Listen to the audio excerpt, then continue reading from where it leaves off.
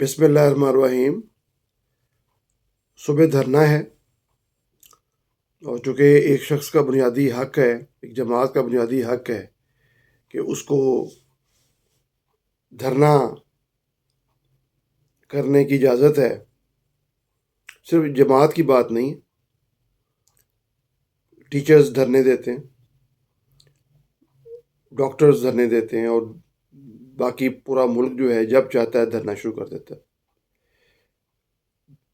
ٹھیک ہے، یہ ان کا بنیادی حق ہے، لیکن کبھی آپ یہ غور کریں کہ باقی لوگوں کا جو بنیادی حق اس سے ڈسٹرب ہوتا ہے۔ جیسے میں نے آفس جانا ہے تو میں ان کے دھرنے کی وجہ سے ٹریفک میں 3 گھنٹے پھنسا ہوا ہوں، تو ان کے بنیادی حق کیا مجھ سے اس کا ٹکراؤ نہیں ہو رہا؟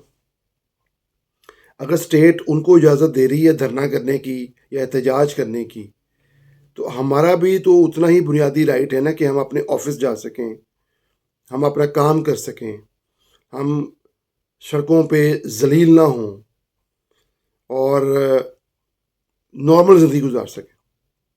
ہمارا حق نہیں کہ باقی اگر چند لوگ کسی وجہ سے دھرنا دے رہے ہیں، احتجاج کر رہے ہیں، ان کی وجہ سے پورا شہر متاثر ہو رہا ہے یا پورا ملک متاثر ہو رہا ہے، یہ کہاں کا انصاف ہے؟ یہ کس سے پوچھا جائے کہ ایک شخص کے بنیادی حق کو پورا کرنے کے لیے آپ باقی 24-25 کروڑ لوگوں کے بنیادی حقوق معطل کر دیں؟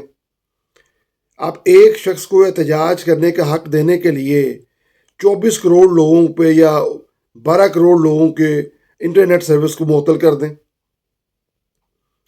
یا ان کے ٹیلی فون بند کر دیں۔ جو جس شہر میں بیٹھا ہوا وہیں سٹک ہو جائے، وہ اپنے گھر نہ جا سکے، ہاسپٹلز نہ جا سکے۔ انڈیا میں اس حوالے سے ایک فلم بنی ہے، انوپم کھیر نے کیا خوب ایکٹنگ کی ہے اس میں، کیا خوبصورت اس میں ایک بچی ہے، اس نے وہاں کا جو سول سروسز کا امتحان ہے وہ پاس کیا ہے، کسی وجہ سے اسے ہاسپٹل جانا تھا، تو ایک سیاسی جماعت نے دھرنا دیا ہوا تھا، ریلی نکالی ہوئی تھی، اس کی ڈیتھ ہو جاتی ہے، ٹائم پہ نہیں پہنچ پاتی۔ اس پہ پوری فلم ہے۔ پاکستان کے لیے بھی ویسے ہی ریلیونٹ ہے یہ فلم جو ہے جیسے انڈیا کے لیے۔ اور آرگومنٹس ہوئے کہ اس دھرنے یا اس ریلی کی وجہ سے کتنے لوگ اس دن، ایک شخص کا بچہ جو ہے وہ فوت ہو گیا، وہ ٹائم پہ دوسرے شہر نہ پہنچ سکا، ایک لڑکی اپنا پیپر نہ دے سکی اور فیل ہو گئی، 1 سال ضائع ہو گیا۔ ایسے بے لاتعداد واقعات تھے۔ تو کورٹ میں گیا وہ باپ، جو کلرک تھا، اس کی بیٹی نے ٹاپ کیا تھا سپیریئر سروسز میں، اور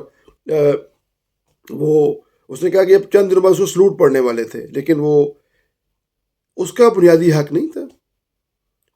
تو عام لوگوں کا ہمارا بنیادی حق نہیں ہے کہ ہم لوگ صاف فضا میں سانس لے سکیں، ہم لوگ صاف میڈیسنز کھا سکیں، صاف پانی پی سکیں۔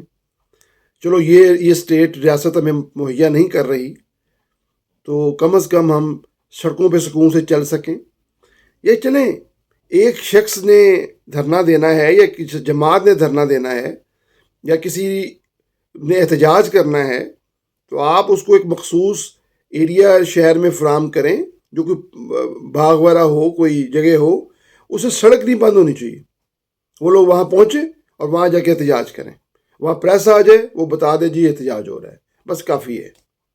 نہ کہ پورا ملک بند کر دیں۔ ابھی کبھی اس پہ ڈیٹا اکٹھا کریں، کتنے لوگ ہاسپٹل نہیں جا پاتے ہوں گے، کتنے لوگوں کی ڈیتھس ہو جاتی ہوں گی ہاسپٹل نہ پہنچنے کی وجہ سے، کتنے لوگ بیچارے اسکول نہیں جا سکتے ہوں گے، کتنے لوگ انٹرنیٹ نہ ہونے وجہ سے، کتنے جو لوگ انٹرنیٹ کا غلط استعمال کرتے ہیں، میں ان کی بات نہیں کر رہا، جو پازیٹیو استعمال کرتے ہیں ان کے لیے کتنی پرابلم بنتی ہوگی۔